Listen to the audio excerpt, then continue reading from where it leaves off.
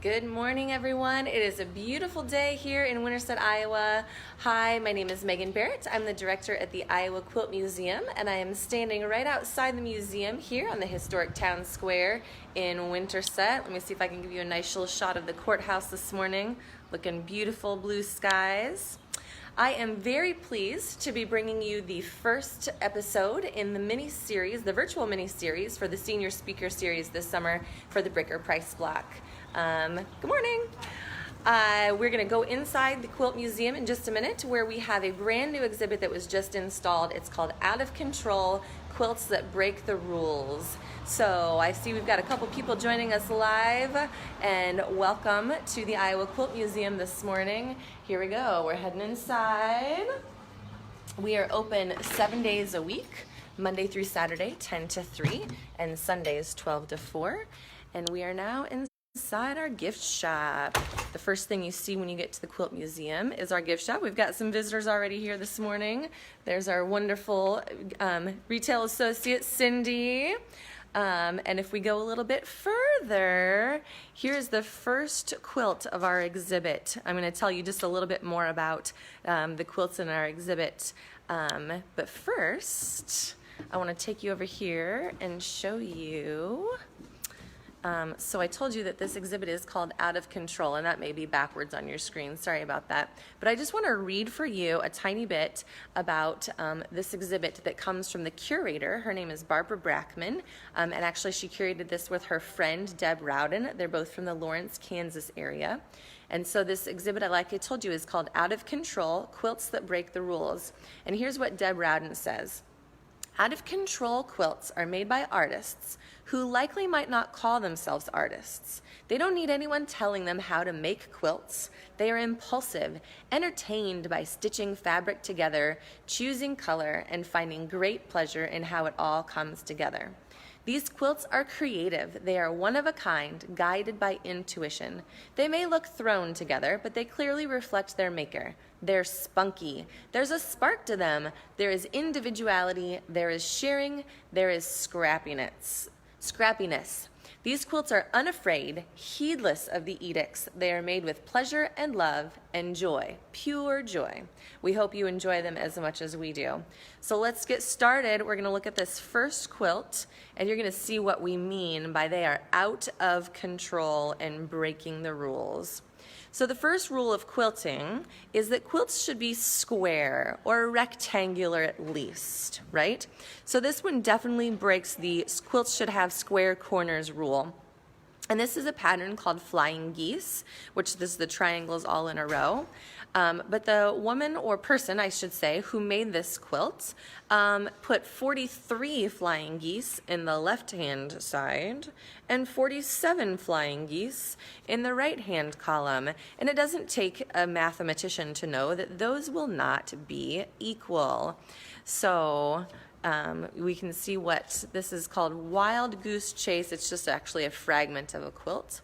We don't know the maker, but it's from the collection of Barbara Brackman, and she picked it up at some point in her collecting journey. So looks like we've got a few more people joining us. Just to let you know, we're here at the Iowa Quilt Museum. This is the first episode of the Bricker Price mini-series, virtual summer speaker series, you might say. And I should say that Alyssa Johnson, who is usually leading these events for the Bricker Price, had a little family situation and wasn't able to join us this morning.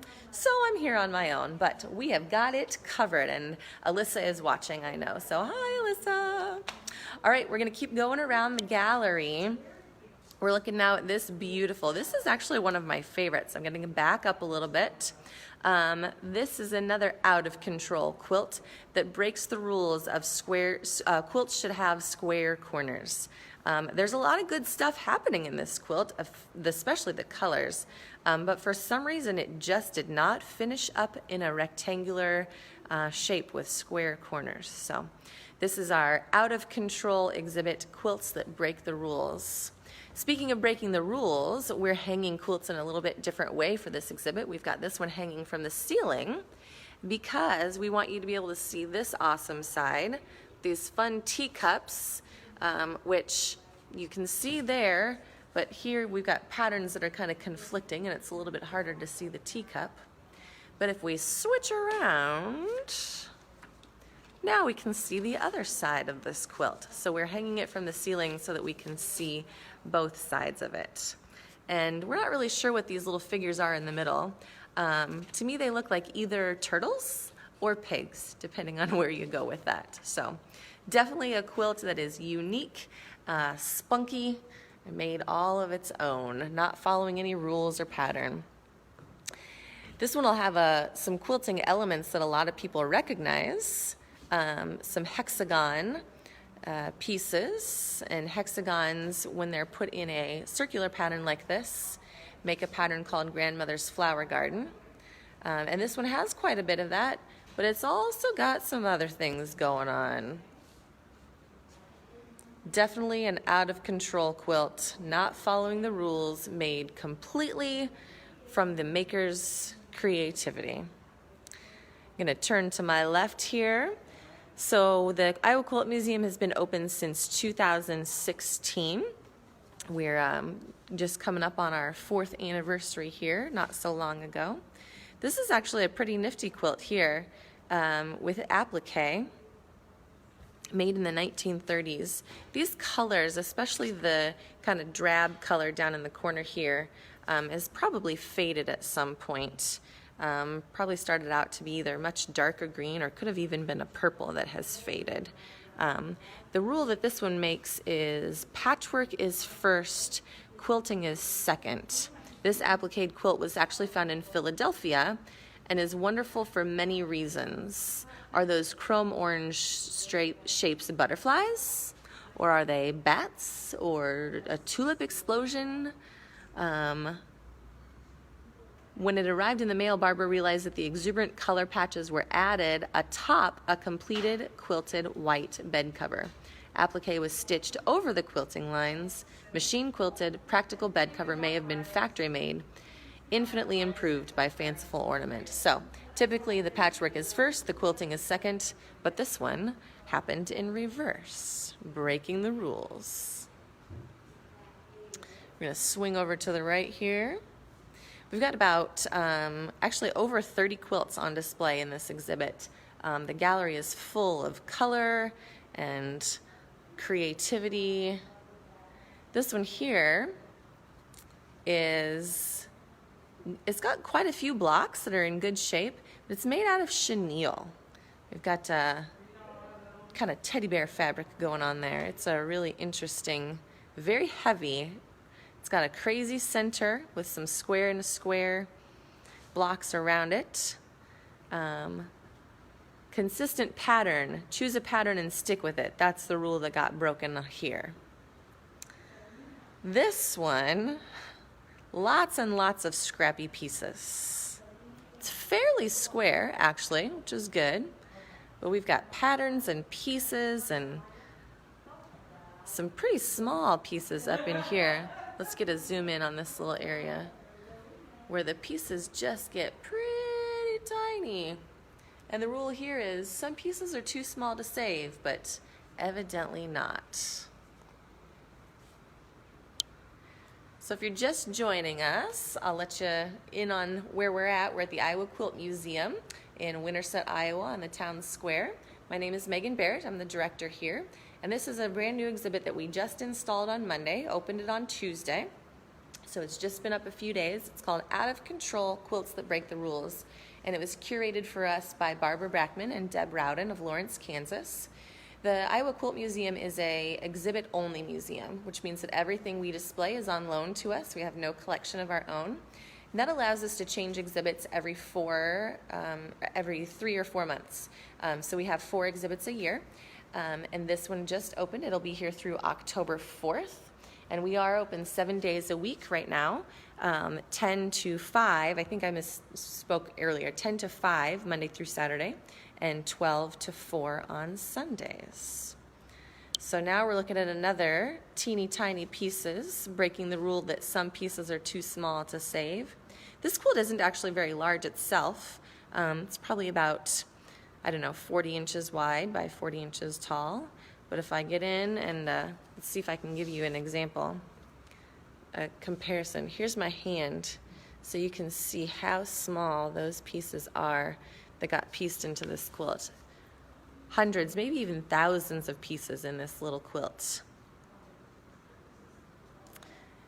Here's another great one. Choose a pattern and stick with it. Again, that's the rule that got broken here. We start out with stars and 9 patches, and they're very dense right in this area here. My guess is she realized that that was a lot of work and it wasn't going to make a quilt very fast. So then she decided to space out those blocks with a plain square in between them, just to make less work and get that puppy finished. Some good patchwork, but overall, a rule-breaking creative quilt. All of these quilts are from the collection of either Barbara Brackman, who actually is the author of the Encyclopedia of Pieced Quilt Patterns, Pieced Quilt Blocks, and a quilt historian. She's written quite a few things on quilts. They're also from the collection of Deb Rowden, Julie Silber, and a couple of other contributors as well.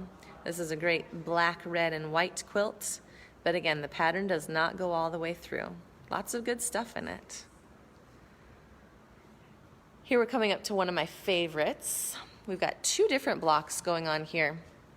The ones that go in a rectangular or a square pattern are called courthouse steps. They're a type of a log cabin, but they are set off with crazy quilt, crazy type piecing with sashing and spacing out those blocks. Great colors, but a mixture. Here's another applique quilt.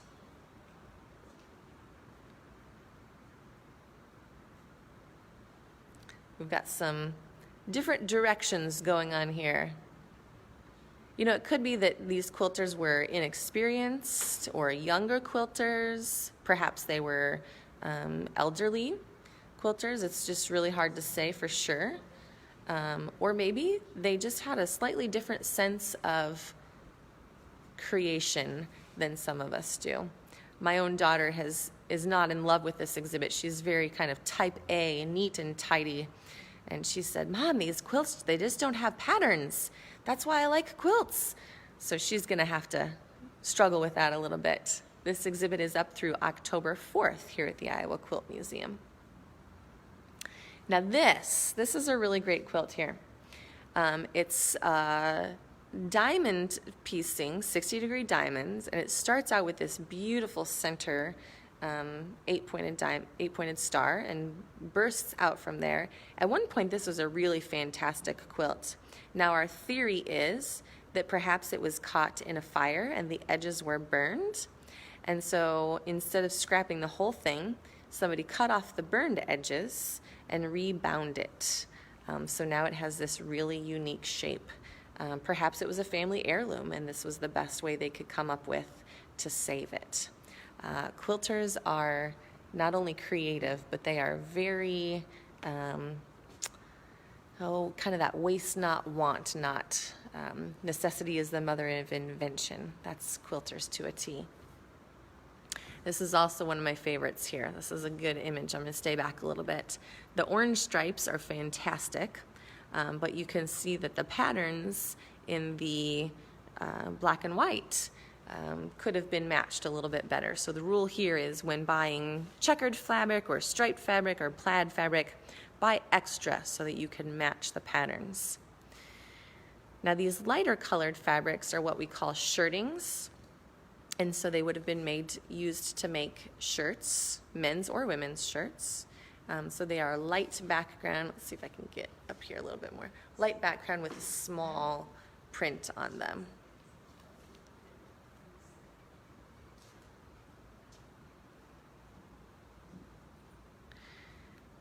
Here's a smaller quilt, a nice little log cabin quilt. But again, we've got lots of patterns and fabrics that are kind of competing with each other. This is called a log cabin quilt because the blocks are made with strips of fabric called logs, and they are put together in this concentric square kind of mode, and then there's always a square right in the center. Oftentimes the square in the center is red, kind of signifying the hearth of the home or the fireplace. Here's another crazy. Some pieces are too small to save, not according to this quilt maker. Now this one, instead of being quilted, is tied, and that's fairly commonplace, especially in older quilts, is to tie the 3 layers together with, in this case, some red yarn instead of quilting them. It's a time saver for sure. Oh yes, this one.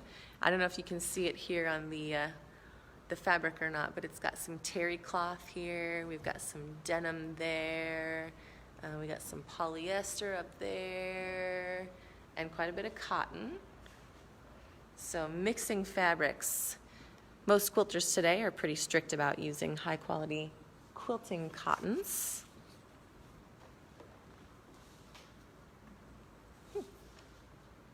It says I am. I can't find you. Oh, it's on the Bricker price block. So this is a great example of kind of an out of control applique. We've got a kind of a Hawaiian botanical going on here. I'll give you a close-up of this one. Some great hand quilting on this one. Contrasting threads here. Green thread on the yellow blocks. Yellow thread on the green blocks. It's pretty brave to show off your quilting that way. I'm a big fan of this hot pink color here.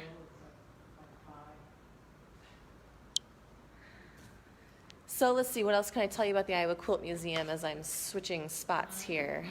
We're located on the south side of the square in Winterset. Admission is just $6 for adults and $4 for children.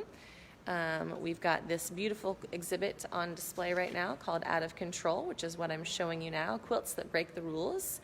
It was curated for us by Barbara Brackman and Deb Rowden of Lawrence, Kansas, and it will be on display through October 4th. Occasionally we do programs here in the museum as well, but like most places, including the Bricker Price Block, we're doing a lot of our programming online right now. So you can find our website at www.iowaquiltmuseum.org, and that will give you a schedule of our online events. You can see past online events that we did for our recent exhibit called Man Made, Quilts Made by Men. And that was curated by Tony Jacobson, who is live with us today, I see. He's the manager at Pieceworks Quilt Shop just down the street, and we just closed that exhibit, which was fantastic. But there's lots of programming you can catch about that. We did some online meetups. All right, so I'm in a new location now. We'll start kind of going around. We have these movable walls. One of the walls that you're looking at right now is it's kind of a luggage cart type thing. But we like to move these walls around for each exhibit. So not only are the quilts different every 3 months, but the layout of the gallery is different. We think it makes it feel like an entirely different museum every time you come in. So this is another quilt breaking the rule of choose a pattern and stick with it. We've got some stars, we've got some 9 patches, we've got some strip piecing, some sashing, some borders, some of this, some of that. We just got a lot of things going on in this very creative quilt right here. I'm going to save the one to my right for just a minute. I'm going to go this way. Now these 3 quilts, let's see if I can back up and get you a view of multiples of them. So these 3 quilts are just kind of, at first glance, maybe just slapped together. Fabric stuck together in kind of a haphazard way. This one is actually some wool and knitted materials. It's a sweater, kind of pieced out. This one is maybe some tablecloth material or a bedspread. It could be that these were made as mattress pads to go between the mattress and the bed, or you know, if there was some kind of ticking in the mattress to kind of protect that. This one actually is a tube, so it may have actually been stuffed with some filling, some fodder to make a mattress. It's a little hard to say.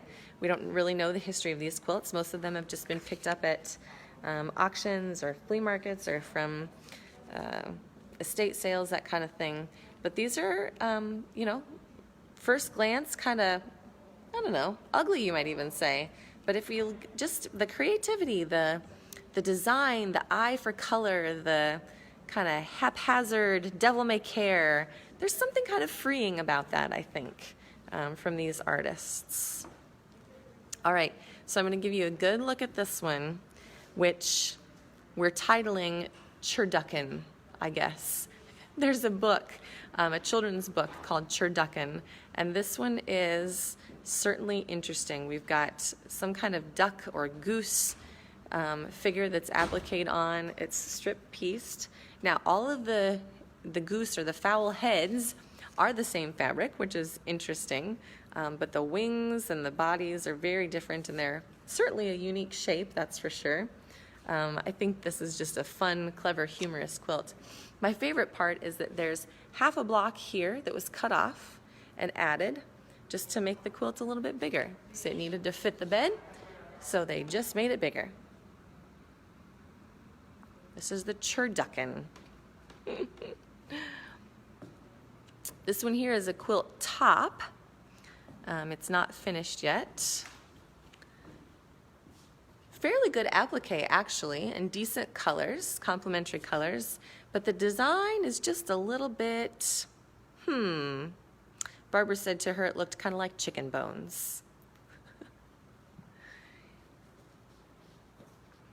Here's another one with choose a pattern and stick with it, or some pieces are too small to save. This one breaks quite a few rules, although it's got some good patchwork in it individually.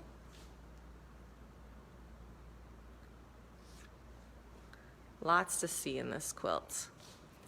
Some people may, oh, here's a good one with teeny tiny pieces. Let me get in close on that one.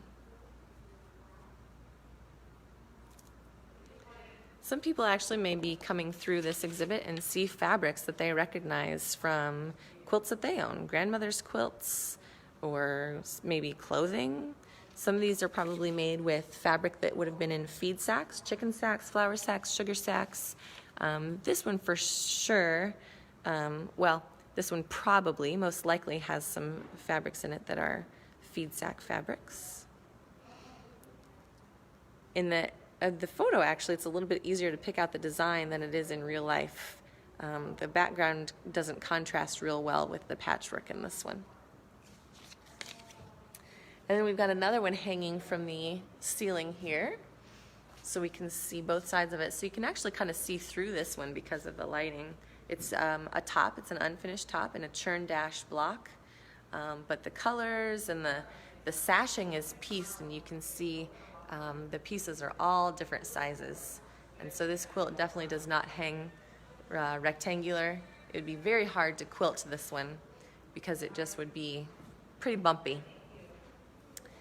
Now this one has some pretty good craftsmanship right here, but good, again, pick a pattern and stick with it is kind of the rule that this one breaks. We've got some sunburst blocks, but then we've got some that are plain circles, but this one has got some good color to it, and you can see it's rectangular. It's finished up pretty well.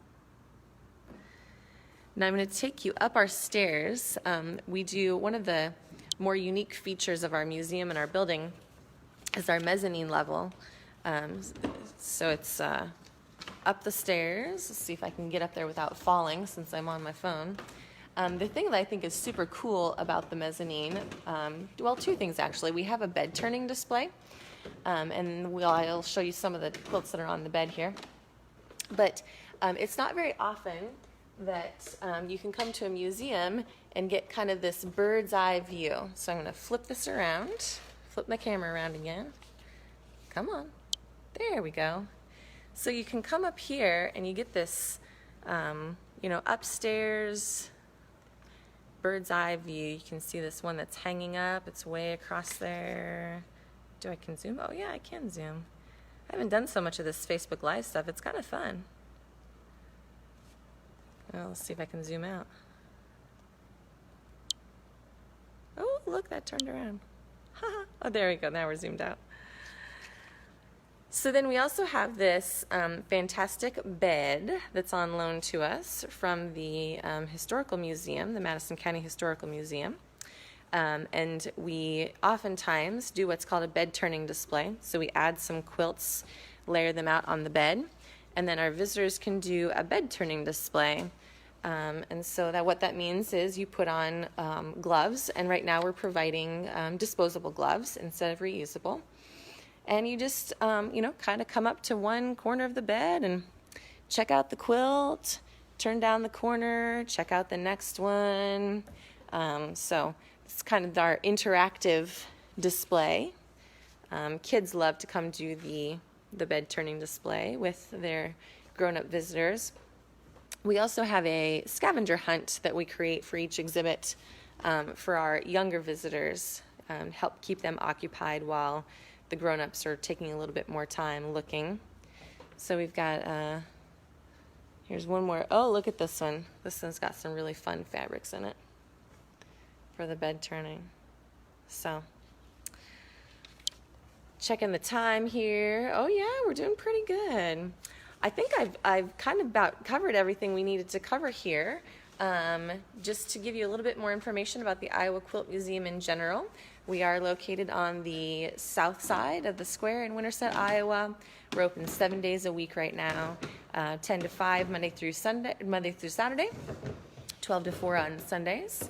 Admission is just $6 for adults, $4 for children. And we hope you can come out and visit us sometime. We've got this great out of control exhibit right now. We change exhibits every 3 months, about 13 weeks or so. We will be doing some online virtual programming to go along with this exhibit. So if you want to find out more about that, you can check out our website.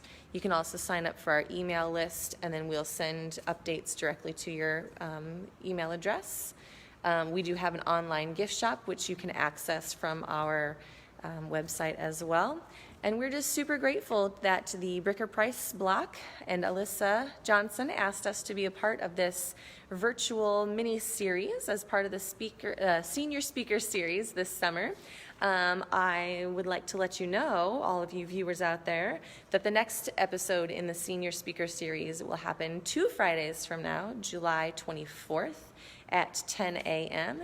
And Alyssa will be traveling to the Des Moines Botanical Center for that one.